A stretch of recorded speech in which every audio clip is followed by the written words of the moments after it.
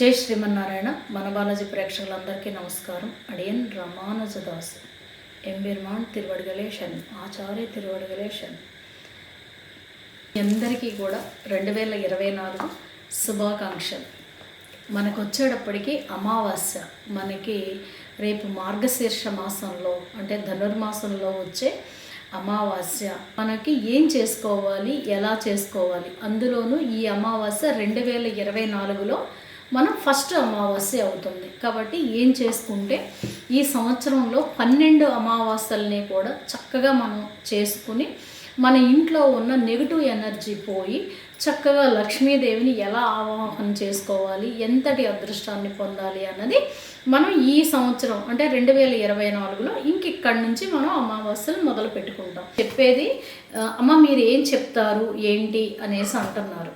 నేను వచ్చేటప్పటికి న్యూమరాలజీ అంటే జాతకాన్ని నేను డేట్ ఆఫ్ బర్త్ ప్రకారం, మీరు పుట్టిన డేట్ ఆఫ్ బర్త్ ప్రకారం మీరు పుట్టిన డేటు, నెల, సంవత్సరాన్ని కౌంట్ చేసుకుని వీటిలన్నిటితోటి మీరు ఏ నెలలో పుట్టారు, ఏ డేట్లో పుట్టారు, ఏ సంవత్సరంలో పుట్టారు, డెస్టినీ ఎంత వస్తుంది, దీని నుంచి మీ జీవితం ఎలా ఉండబోతుంది, ఇప్పటి వరకు ఎలా ఉంది, రేపొద్దున్న ఫ్యూచర్ ఎలా ఉండబోతుంది, ఇందులో గవర్నమెంట్ జాబ్ ఉందా, లేదంటే లవ్ మ్యారేజ్ ఉందా, లేదంటే కనుక మీకు సమస్యలు ఎదురవుతాయా, లేదంటే జీవితం సుఖంగా వెళ్ళిపోతుందా, ఇవన్నిటిని కూడా మీ జాతకాన్ని, మీ డేట్ ఆఫ్ బర్త్ని పరిశీలించి చెప్పడం అనేది ఉంటుంది.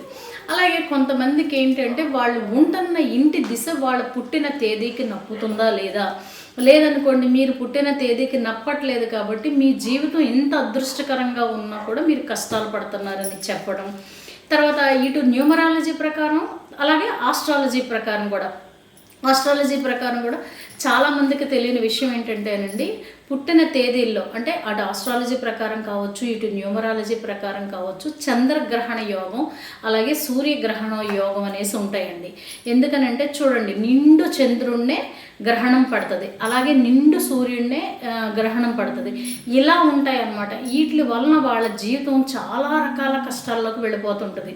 దానికి రెమెడీస్ ఏంటి, సమస్యలు ఎవరికైనా, కష్టాలు ఎవరికైనా వస్తాయి, కానీ దాన్ని ఎదుర్కోవాలి అని అంటే ఏ రకమైన పరిహారంతో, ఏ రకమైన చిన్న పేర్లో చిన్న కరెక్షన్ తోటి చక్కటి అదృష్టాన్ని మనం ఎలా తెచ్చుకుంటాం అన్న దాని గురించి నేను చెప్పడం అనేది ఉంటుంది. కాబట్టి మీకు ఎవరికైనా కావాలి అని అనుకుంటే హైదరాబాద్ నేను వస్తుంటాను, డైరెక్ట్ అపాయింట్మెంట్ కావాలనుకుంటే హైదరాబాద్లో చూసుకోవచ్చు, లేదంటే ఏలూరు కావాలనుకుంటే ఏలూరులోనూ తీసుకోవచ్చు. అలాగే ఇతర కంట్రీస్ వాళ్ళకి వీళ్ళకి అందరికీ కూడా రాలేని వాళ్ళకి నేను ఫోన్ ద్వారా మీకు అపాయింట్మెంట్ ఇవ్వడం అనేది ఉంటుంది. కాబట్టి ఎవరికైనా సరే జాతకంలో అంటే సమస్యలు పడేవాళ్ళు, కష్టాలు పడేవాళ్ళు ఈ రకమైన చిన్న చిన్న మార్పులతోటి అదృష్టాన్ని తెచ్చుకోవచ్చు. మనకు వచ్చేటప్పటికి ఈ అమావాస్య ఒక రకంగా చెప్పాలి అని అంటే చాలా చాలా అదృష్టాన్ని తీసుకొస్తుందండి. ఇక్కడ మన జీవితం ఆధారపడి ఉంది. ఇక్కడ నుంచి మళ్ళీ మనం డిసెంబర్ వచ్చే వరకు అంటే జనవరిలో స్టార్ట్ అవుతుంది, మళ్ళీ డిసెంబర్ వచ్చే వరకు ఈ 12 అమావాస్యలు చేసుకుంటూ అంచెలంచెలుగా వృత్తి వ్యాపారాల్లో ఎదగడం, ఆరోగ్యం పరంగా ఆనందంగా ఉండడానికి ఈ అమావాస్య నుంచి మనకి హెల్ప్ ఎలా అవుతుంది, అలాగే అమ్మని ఎలా ఆరాధించాలన్నది మనం తెలుసుకుందాం. ఏం చెయ్యాలి అంటే కంపల్సరిగా ఈ అమావాస్యకు వచ్చేటప్పటికి బొబ్బర్లు తెప్పించుకోండి.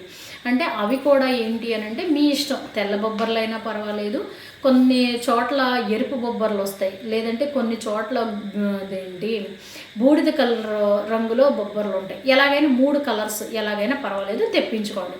తెప్పించుకుని ఏం చేస్తారంటే ముందు రోజు నాడు నానబెట్టేయండి.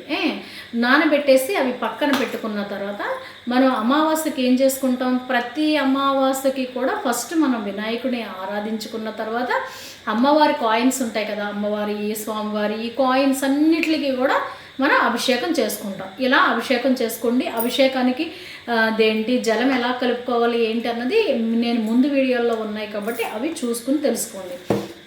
చేసుకున్న తర్వాత మీరు ఏం చేస్తారు, చక్కగా తుడిచేసి గంధంతో బొట్లు కూడా పెట్టుకుని చక్కగా తమలపాకులో పెట్టుకున్న తర్వాత మీరు ఏం చేస్తారంటే అమ్మవారికి పెట్టే దీపాలు మాత్రం 6 దీపాలు పెట్టండి. అమ్మవారికి చక్కగా మీరు 6 దీపాలు పెట్టండి.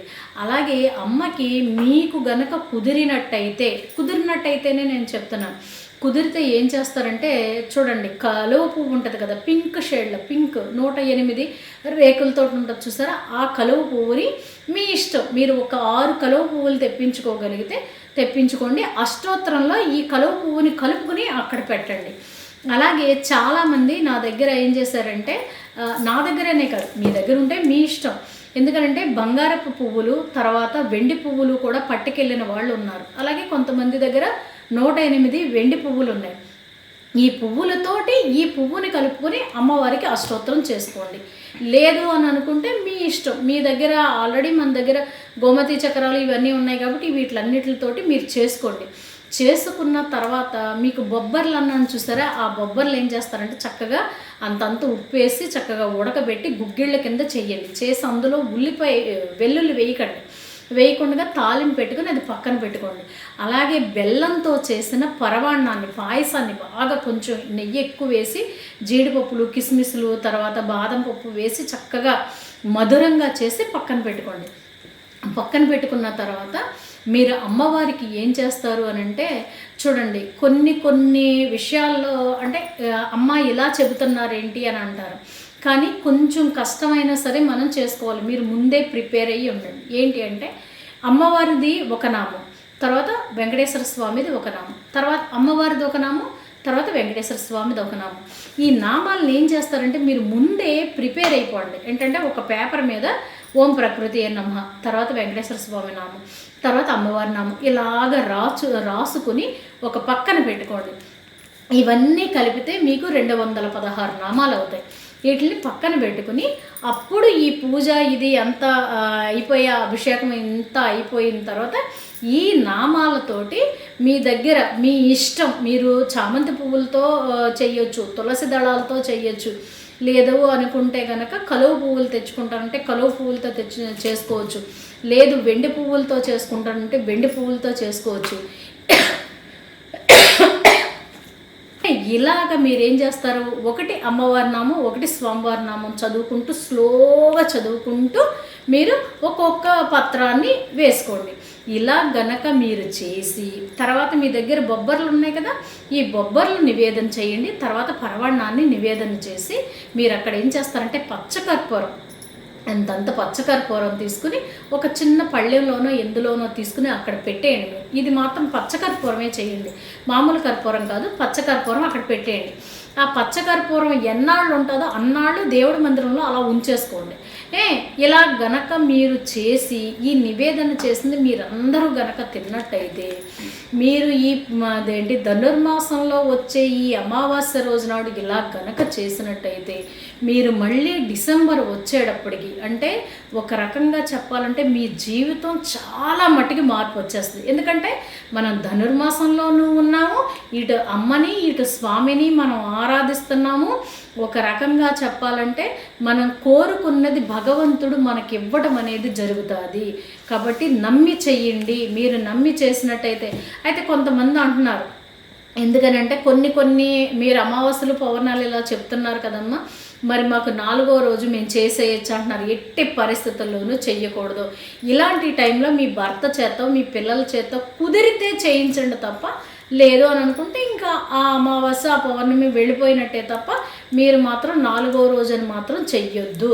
ఓకేనా? ఇలా గనక చేసినట్టయితే మీరు చూడండి, ఈ అమావాస్య నుంచి మళ్ళీ వచ్చే 12 అమావాస్యల వరకు కూడా చక్కటి అదృష్టాన్ని మీరు పొందగలుగుతారు. నా కోరిక ఒకటేనండి, ప్రతి ఒక్కళ్ళ జీవితంలో రూపాయలకి లోటు లేకుండా చేసే వృత్తి వ్యాపారాల్లో చక్కగా మంచిగా ఎదుగుదల ఉండాలనేసి, ప్రతి ఒక్కళ్ళ పిల్లలు కూడా చక్కగా చదువుకోవాలని, ఆనందంతో ఉండాలని, ఎవరి ఇల్లైనా సరే సుఖంగా ఉండాలని, అలాగే భగవంతుణ్ణి ఆరాధించాలి. ఏ భగవంతుడు అంటే మనం హిందువులుగా పుట్టాం, హిందువుగా పుట్టినందుకు ఎంతో గర్వపడాలి. కాబట్టి మనం అందరం కూడా మన హిందూయిజాన్ని పెంచాలి, మన ఇంట్లో ఆరాధన జరగాలి, భగవంతుడు గుడికి వెళ్ళి భగవంతుడిని సేవించుకోవాలి. అలాగే మీకు సంపాదించుకోవడం గొప్ప కాదండి, మన ఆవులకి కానీ అంటే లేదంటే గుడికి కానీ అన్నదానాలు కానీ ఇలా చేసుకుంటూ చక్కగా మీరు ఉన్నతంగా ఎదగాలి. ఎవరికైతే దానం చేస్తారో, మీరు ₹1 దానం చేశారనుకోండి, ఆటోమేటిక్గా భగవంతుడు మీకు ₹100 ఇస్తాడు. కాబట్టి దానం చేయడం ఏడుస్తూ దానం చేయకండి, అలాగే మీరు నేను దానం చేశానన్న గర్వంతో చేయకండి. మనం ఒక కొద్దో గొప్ప దానం చేసామంటే ఇంక అక్కడికి మర్చిపోవాలి, అది భగవంతుడు గుర్తుపెట్టుకోవాలి, మనం అసలు గుర్తుంచుకోకూడదు అనమాట. అలా ఉండాలి. అలా గనక చేసినట్టయితే జీవితంలో మనం ఒక రకంగా చెప్పాలంటే వెనక తిరిగి చూసుకుంటే నేనేనా సంవత్సరం క్రితం ఇలా ఉన్నాను, ఈ రోజున ఇలా ఉన్నానా అన్న విధంగా మీరు ఎదగడం అనేది ఉంటుంది. కాబట్టి ప్రతి ఒక్కళ్ళు కూడా చక్కగా అదృష్టవంతులు కావాలని, అందులోనూ అదృష్టంలో ఇలా చేసుకుంటాంలో అదృష్టంలో ఎక్కడైనా లోపం వచ్చింది అని అంటే మీ పెళ్లి డేట్ బాగోపోయినా, మీరు ఉంటున్న ఇంటి దిశ బాగోపోయినా, మీ పేరులో ఏదైనా ప్రాబ్లం ఉన్నా ఖచ్చితంగా మనం ఇన్ని చేసుకుంటున్నా ఎదుగుదల అనేది ఉండదు. అది మాత్రం గమనించండి. అలాంటి వాళ్ళు మీ పెళ్లి డేట్లో కనుక ఏదైనా ప్రాబ్లం ఉందంటే కనుక ఒక్కసారి చెక్ చేయించుకున్నట్టయితే, మీరు ఉంటున్న ఇంటి దిశలో కనుక ప్రాబ్లం ఉన్నట్టయితే అది కనుక చెక్ చేసుకున్నట్టయితే ఖచ్చితంగా వీటిలన్నిటి నుంచి మీరు తప్పించుకుని ఉన్నతంగా ఎదగగలుగుతారు, అదృష్టవంతులు కాగలుగుతారు. అందులోనూ మీ ఇంట్లోకి రమ్మన్న జ్యేష్ఠాదేవి రాదు, లక్ష్మీదేవి స్వామితో సహా కూర్చుంటుంది.